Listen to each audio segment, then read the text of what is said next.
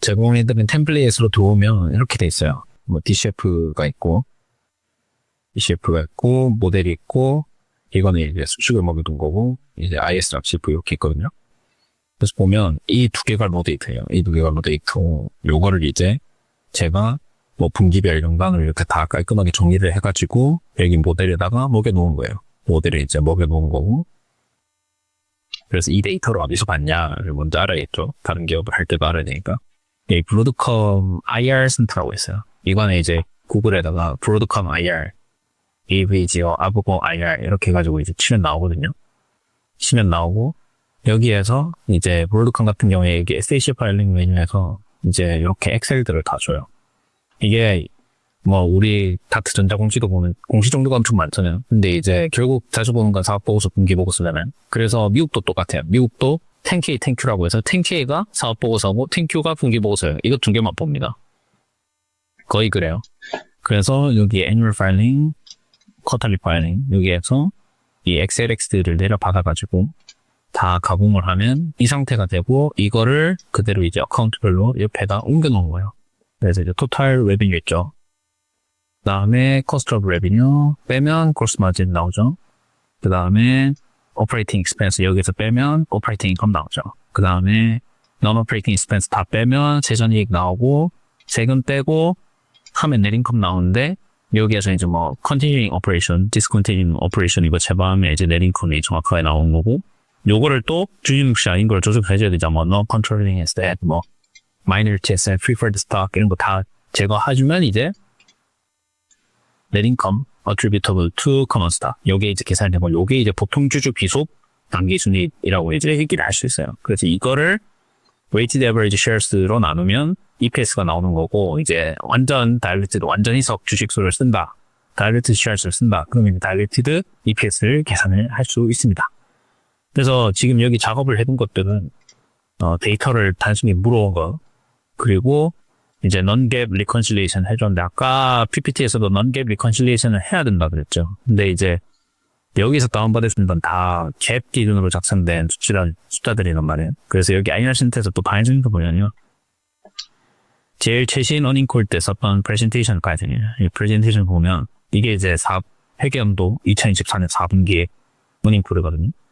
여기 이제 대체로 막 회사들이 자기 이랬다 저랬다 쭉쭉 설명해요. 근데 여기 밑에 가보면 이제 non-GAAP reconciliation이라는 게 있거든요. 근데 이걸 왜 하냐? 이걸 왜 하냐면 미국 회사들은 자기들이 되게 영업에 관련된 것만 손익으로 잡아주길 원해요. 마켓에서. 그래서 자기들이 볼 때는 이거는 조정을 좀 해줄 필요가 있다 하는 것들을 이제 조정을 해가지고 자기들 나름대로 이제 non-GAAP 조정된 수익들을 이제 발표를 해주거든요. 그리고 애널리스트들도 다 그걸 기반으로 계산을 해요.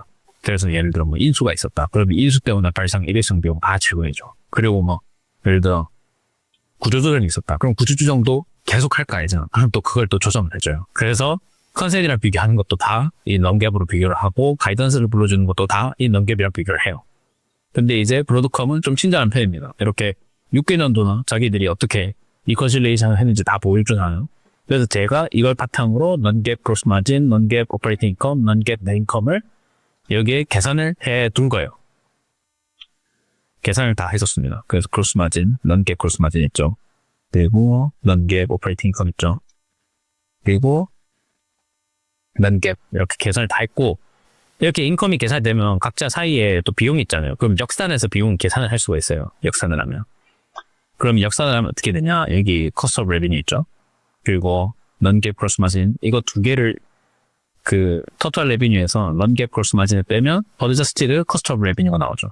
근데 이 중에서 지금 살려야 되는 거 딱히 조정이 안 들어간 거 이거 두 개잖아요. product sold, subscription, service 이거 조금 이따 비즈니스 세그먼트 할 때 볼 건데 이렇게 해서 역산하고 operating expense도 역산해서 adjusted operating expense 계산해놨고 non-operating expense는 계산하기 어려운데 왜냐면 이게 다른 숙제들이 있잖아요. 근데 여기에서 가장 확실한 건 뭐예요? interest expense죠. 이거는 영업 때문에 발생하는 거잖아요. 어떻게 보면. 그래서 non-operating expense도 interest expense랑 others 이렇게 구분해가지고 계산을 해뒀습니다. 그래서 여기 조정된 거는 템플릿을 내려받아서 어떤 수치로 조정을 해뒀구나를 보시면 됩니다.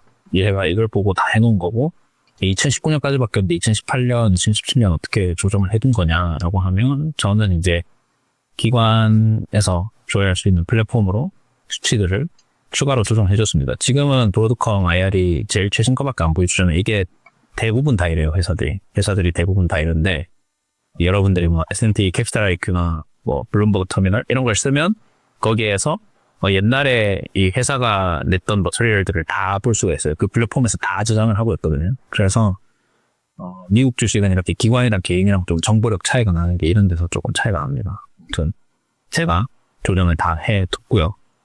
이제 우리 데이터 수집을 다 했으니 non-gap reconciliation도 했고 그러면 여기에 이제 뭐 YOY 이런 거 조금 채워주도록 합시다.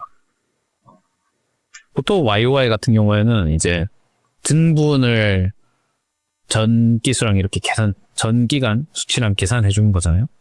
근데 이제 뭐 변화율이니까 저는 보통 이렇게 계산합니다. 계산해서 1분기랑 1분기랑 비교하고 18년은 17년은 하고 이렇게 해가지고 땡겨야 됩니다. 일단 레비뉴는 마이너스가 나올 일이 없잖아요. 이렇게 깔끔하게 계산해 주면 되고 근데 이제 이 크로스 마진부터는 이 크로스 프로핏에서는 마진이랑 YY를 또 계산해 주는데 이게 마진이 마이너스가 나온 경우가 있어요. 그러니까 이제 크로스 마진, 뭐 오퍼레이팅 마진 이런 데서 손실을 볼 수도 있잖아요. 손실을 보면 YY 계산이 이제 틀어져요. 예를 들어 이때 이제 11,000인데 갑자기 다음에 마이너스 2,000 막 이렇게 나오면 사실 그 증보는 마이너스 13,000이잖아요. 근데 아까 계산했던 방식으로 이렇게 계산을 하면 그렇게 마이너스에서 플러스로 바뀔 때 그 변화율을 계산하기가 너무 힘들어요.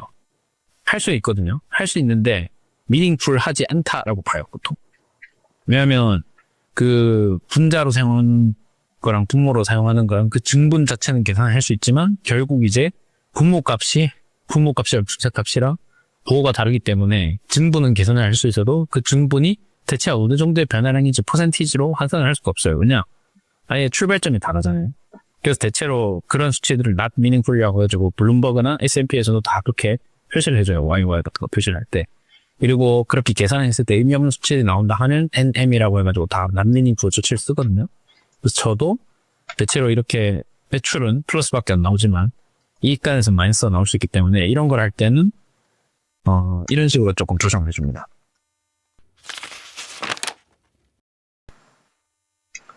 우리 지금 파워포인트에서 보면 이렇게 돼 있죠.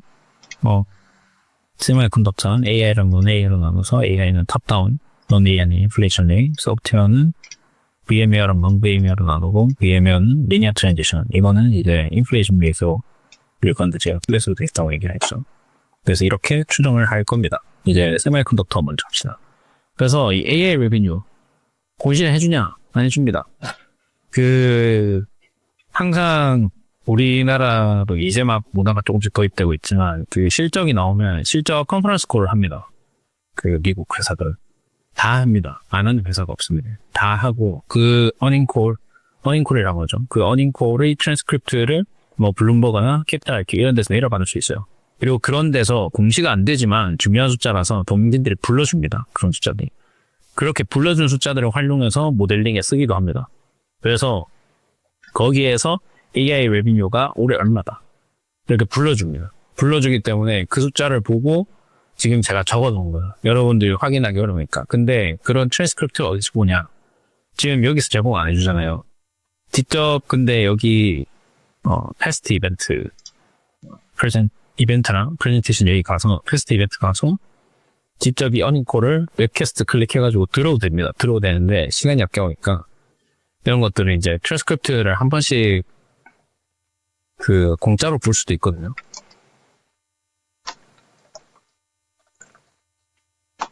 이렇게 검색을 하면 제가 찾아봤을 때는 구글 포커스나 여기 결국 다 돈 내라고 하는 거죠. 뭐 야후 파이낸스 이것도 하이라이트죠. 그다음에 이 QA 같은 거 잘 읽어야 됩니다. Q&A는 또 이렇게 다 제공을 해주네요. CK알파 이런 데서는 한번 전문 조회가 되는 경우로 좀 알고 있어요. 한 번 정도는 로그인 해야 되는데, 이렇게 이제 전문 조회가 되는 곳에서 최대한 보고 이런 각종 중요한 숫자들을 가져오면 됩니다. 그래서 거기서 이제 불러준 AI 레비뉴가 3.8 빌리언이고 이제 12 빌리언 정도 되는 게 이렇게 숫자 불러줬어요. 그러면 이제 이거를 가지고 non AI 레비뉴를 역산할 수 있죠. 이게 세미컨덕터 사업부니까 이제 이렇게 AI인 걸 빼주면 이렇게 나오죠. 그러면 이제 이것도 세미컨덕터 사업부 전체에서 몇 퍼센트 정도 되는지 구성을 봅니다. 여기 벌써 40%까지 올랐죠. 비용은 쉽습니다. 탑라인 출정이 사실상 이 에쿼티 마켓 밸류에이션 하는 데 있어서는 거의 답니다. 왜냐? 비용은 우리가 프라이빗 에쿼티가 아니기 때문에 비용은 다 회사가 들잖아. 이 공개 시장에서 투자자로 이렇게 밸류에이션 하는 입장에서 비용은 as usual하게 유지가 되거나 아니면 탑라인처럼 뭔가 참고할 만한 에비던스가 있으면 그거에 따라서 숫자도 넣어주면 되는 거예요. 근데 웬만하면 그 비용 구조라는 게 바뀌지 않을 것이라고 대체로 가정을 해요. 그래서 비용을 계산하는 거는 탑라인 추정을 했으면 쉽다. 자, 보면 프로덕트, 세미컨덕터죠. 서브스크립션, 인프라스트럭처, 소프트웨어죠. 얘네 원가율 유지될 거예요. 원가율 유지될 거라고 봅니다. 그리고 AR 레비뉴가 올라가잖아요. 지금 이거 보면 AR 레비뉴가 이때부터 발생했잖아요. 2023년부터. 발생하니까 원가율이 떨어져요. 쭉쭉 떨어지고 여기 또 다시 올라. 그러니까 원래 25% 정도 내던 곳이고 과거에도 보면 25%, 30%에서 이렇게 쭉 원가가 떨어져 왔어요. 넣어두다가 이때 갑자기 확 떨어져. 이게 AR 레비뉴가 늘어나면서 생긴 현상이잖아요. 그래서 이 원가율을 조정을 해줘야 돼요. 근데 지금 보면 다시 반등한 모습이 보여서 저는 이거 원가율을 20%를 줄 겁니다. 20%를 줄 거고 이 프로덕트 레비뉴에다가 원가율을 곱해주면 원가가 나오죠. 그러니까 이렇게 해석해서 그리고 others가 결국 이거는 비경상 비용이라고 봐도 되거든요. 세그먼트로 출연 발송고 영어로 없고 이것도 이제 소프트웨어의 원가율을 계산해야 되는데 지금 VMware 인수하면서 올랐죠. 원래 2% 거의 뭐 0%까지 찍은 적이 있네. VMware 인수하면서 이렇게 올랐고 서브스크립션 하면서 또 원가율 떨어지네요. 그래서 저는 이거 5%를 줄 건데 옆에 메모를 써놓은 걸 보면 서브스크립션 전환이라 높은 확률로 떨어질 거다라고 하는데 이게 소프트웨어고 사실 반복 배출을 계속 만드는 구조잖아요. 아까 봤던 것처럼 ABB의 증분만큼 계속 올려주는 거니까 매출을. 그러면 이게 원가율이 떨어질 가능성이 없죠. 다 됐고 우리가 2024년 말께 제일 치신잖아요. 그럼 여기 1년 넣어줍니다. 1년 넣어주고 그러면서 이렇게 해서 이렇게 쭉 긁어줍니다. 쭉 긁어주고 디스카운트 팩터 어떻게 만드냐 이거 하는데 이제 WCC 필요한 거죠. 그래서 일단 여기 어썸션들을 이제 노트북 좌측에 작업을 다 해놨습니다. Perpetual Growth Rate은 보통 어떤 걸 쓰냐면 무이행수익률 씁니다. Risk Free Rate 그만큼 씁니다. 그래서 무이행수익은 어떤 걸 쓰냐 US Treasury 10년물, US 10년, 미국 10년물의 한 2년 평균, 1년 평균 이렇게 씁니다. 그래서 그게 제가 계산해봤을 때 4% 정도 되고 요 그대로 리스크 프리 레이트 4% 쓰니까 이렇게 해주면 되고 지금 weighted average cost of capital 이건 마켓 캡이죠. 요것도 이제 수치를 우리나라는 발행 주식수 전체를 주가랑 곱해서 시총을 계산하거든요. 근데 미국은 달라요. 미국은 데이터를 제공하는 플랫폼마다 다릅니다. 데이터를 제공하는 플랫폼마다 달라서 플라시라는 걸 따로 계산하는데 이제 유동주식수를 따로 계산하고 그거를 기반으로 해서 주가를 곱해서 마켓캡을 계산하거든요. 그래서 저도 이제 제가 본 곳에서 시가총액을 들고 오거든요. 여러분들도 검색해서 가격 주는 시가총액을 들고 오시고요. 그 플라시라는 걸 계산하는 게 다 플랫폼마다 성격이 달라서